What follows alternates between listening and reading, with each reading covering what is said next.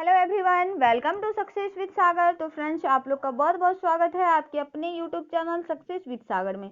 आज के सेशन में मैं डेली की तरह 15 क्वेश्चन कराने वाली हूं और इससे जुड़े फैक्ट भी। तो फ्रेंड्स, आप लोग का ड्यूटी बनता है सेशन को एंड तक देखा करो। सेशन को देखते समय एक लाइक एक कमेंट जरूर कर दिया करो। और बता दूं फ्रेंड्स, ये जो लॉकडाउन है, लॉकडाउन पूरी तरह से तो खत्म नहीं होगी। ये देखिए, पोलियो की तरह है, 2003-4 में आई थी, लेकिन पोलियो मुक्त भारत जो बना था वो 2014 में बना था। तो फ्रेंड्स, ये कोरोना वायरस भी इसी की तरह उसी की तरह है।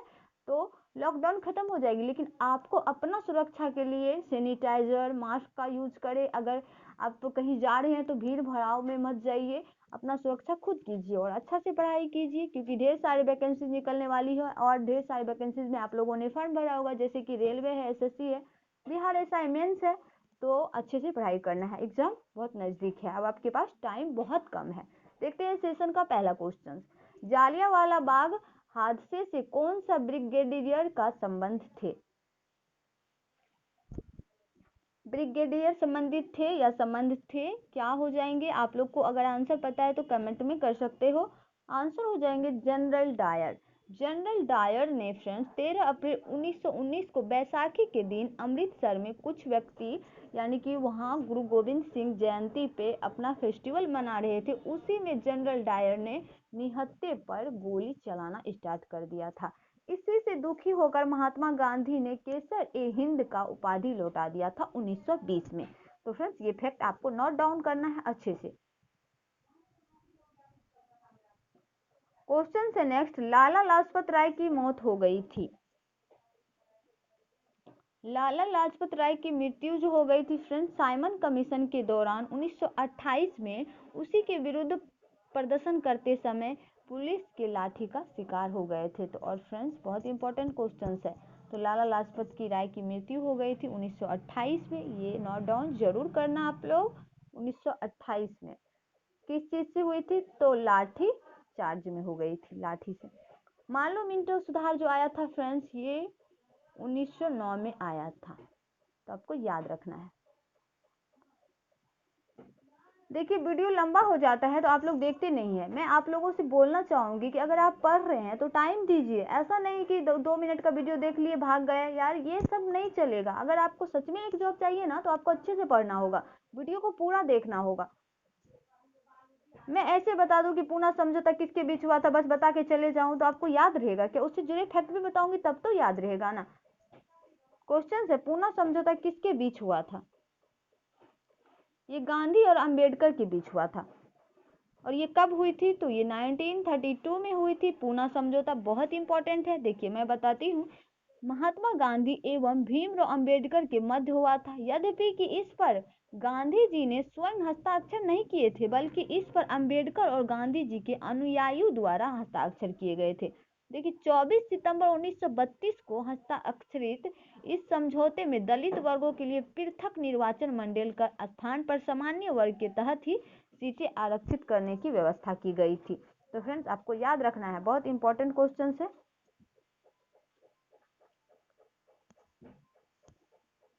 नेक्स्ट क्वेश्चन है, भारतीय राष्ट्रीय कांग्रेस का पहला अंग्रेज अध्यक्ष कौन था?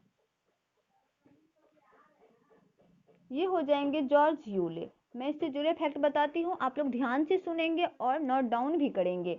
देखिए, कांग्रेस का चौथा अधिवेशन उत्तर पश्चिम प्रांत की राजधानी इलाहाबाद में हुआ था।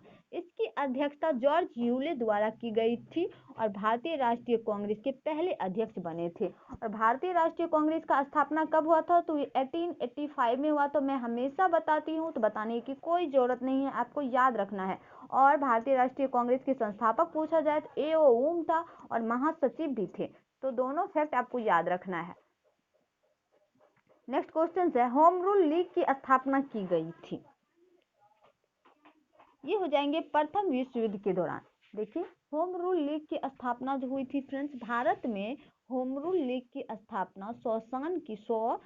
देखिए, होम रूल का पहले मीनिंग जान लीजिए। इसका जो मतलब होता है, होम मीन्स मतलब घर हुआ, तो इसका मतलब हो गया, और रूल का मतलब हो गया शासन, नियम। तो ये स्वशासन की प्राप्ति के उद्देश्य से 1916 ईस्वी में बाल गंगाधर तिलक एवं एनी बेसेंट द्वारा अलग अलग स्थान पे की गई थी। यह प्रथम विश्व युद्ध यानी कि 1914 से 1918 तक चला था। 1914 से 1918 तक चला था प्रथम विश्व युद्ध। तो उसी के दौरान 1916 में बाल गंगाधर तिलक एवं एनी बेसेंट के द्वारा अलग अलग स्थान पे ये स्टार्ट किया गया था होम रूल आंदोलन। तो आपको याद रखना है। बंगाल विभाजन जो हुआ था फ्रेंड्स 1905 में हुआ था। 1905 में हुआ था। जालियांवाला बाग हत्याकांड जो हुआ 13 अप्रैल 1919 में हुआ था। अभी अभी मैंने बताया ऊपर में। 1906 के कांग्रेस अधिवेशन हुए थे। तो आपको याद रखना है। नेक्स्ट क्वेश्चन है, ऑल इंडिया मुस्लिम लीग की स्थापना किसने की थी? ये आगा खां किए थे। आगा खां किए थे। आगा खान या आगा खां 1906 ईस्वी में ढाका में। देखिए बंगाल का कैपिटल है, बांग्लादेश का कैपिटल है ढाका। तो आपको याद रखना है अखिल भारतीय मुस्लिम लीग की स्थापना नवाब सलीमुल्लाह खां एवं आगा खान के नेतृत्व में की गई थी। ये जो थे सलीमुल्लाह खान एवं आगा खान के नेतृत्व में की गई थी। तो आपको ये भी याद रखना है। और फ्रेंड्स किस वर्ष की गई थी? तो अभी अभी मैंने बताया था 1906 में की गई थी। तो आपको याद रखना है। नेक्स्ट क्वेश्चन है, विभाजन परिषद का अध्यक्ष कौन था? तो ये हो जाएंगे लॉर्ड माउंटबेटन। 1947 में लॉर्ड माउंटबेटन हो जाएगा। और जवाहरलाल नेहरू का बात करें तो पंडित जवाहरलाल नेहरू जो है भारत के प्रथम प्रधानमंत्री है। तो आपको याद रखना है। नेक्स्ट क्वेश्चन है, भारत के राष्ट्रवादी नेताओं ने साइमन कमीशन का बहिष्कार क्यों किए थे? और फ्रेंड्स देखिए ऐसे क्वेश्चन जब आए ना तो आप माइंड को शांत कीजिए और पॉज करके अच्छा से पढ़ के दीजिए। तो आपका आंसर कभी गलत नहीं होगा। कमीशन के सभी सदस्य अंग्रेज थे। फ्रेंड्स ये जो भारत के राष्ट्रवादी नेताओं ने साइमन कमीशन का बहिष्कार जो किया था फ्रेंड्स, कमीशन के सभी सदस्य जो थे फ्रेंड्स अंग्रेज थे। 1919 के भारत सरकार अधिनियम की समीक्षा के लिए 1927 ईस्वी में ब्रिटिश सरकार द्वारा साइमन कमीशन का गठन किया गया था। इसी आयोग के सभी सदस्य अंग्रेज थे। इस आयोग में किसी भी भारतीय को शामिल नहीं किया गया था। इसी कारण भारतीयों ने साइमन कमीशन का विरोध किया था। तो आपको याद रखना है इसमें एक भी भारतीय नेता नहीं थे, सभी के सभी अंग्रेज थे, गोरे लोग थे जो कि भारतीय को बहुत सताए। नेक्स्ट क्वेश्चन है, भारत सेवक समाज की स्थापना किसने किया था? ये हो जाएंगे गोपाल कृष्ण गोखले।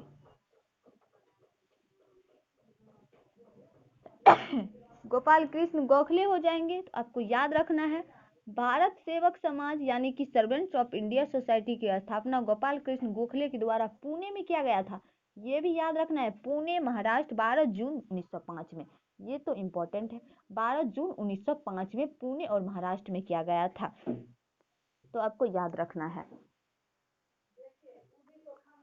नेक्स्ट क्वेश्चन है, सर्वेंट्स ऑफ इंडिया सोसाइटी के संस्थापक कौन थे? ये हो जाएंगे गोपाल कृष्ण गोखले 1905 में। तो आपको याद रखना है। नेक्स्ट क्वेश्चन है, सर्वेंट ऑफ इंडिया सोसाइटी के संस्थापक कौन थे? यानी कि 3 बार टाइप हो गया है।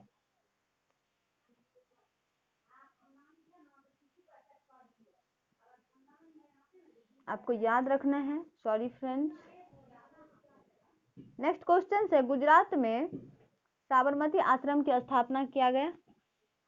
ये 1917 में किया गया था। और किसने किया था? तो गुजरात में साबरमती आश्रम की स्थापना जो किए थे फ्रेंड्स वो महात्मा गांधी के द्वारा किया गया था। दांडी मार्च यहीं से प्रारंभ हुआ था। साबरमती आश्रम से दांडी मार्च स्टार्ट हुआ था।